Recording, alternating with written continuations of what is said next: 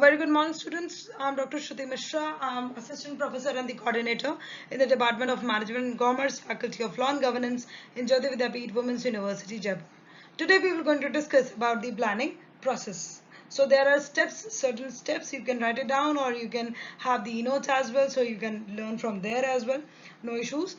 So let's start with the planning process. The first step is analysis of the external environment, which is very much required to analyzing the what external environment is, how it is behaving, how it is uh, interacting with your organization, and what are the different uh, actions you need to take in the course of planning.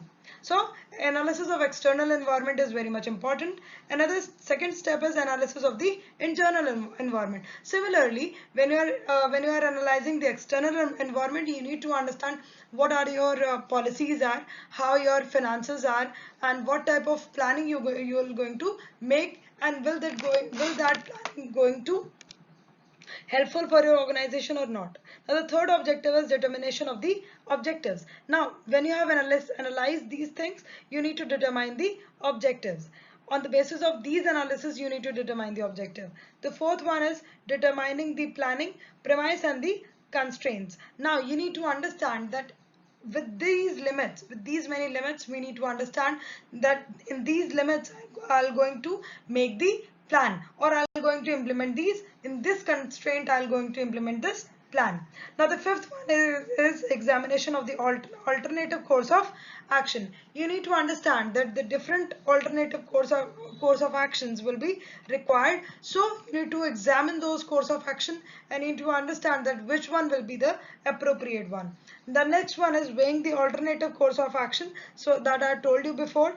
The next is selection of the best alternative course of action. Now you need to pick that particular course of action which is required for your planning. The next one is establishing the sequence of the activities. You need to establish the sequence of the activities. First will be A, then B, then C, then D, E, F, G, H. So you need to formulate these sequences. The next one is formulation of the action program. So this one, which is the most important part, you are formulating the action plan program, and then you will now last one is to determine the secondary plan if it is not works.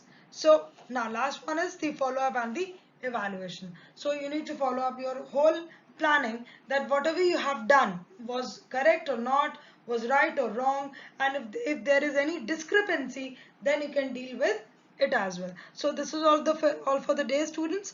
I hope you like this video. If you are having any kind of query, please do let me know. Thank you. Have a great day.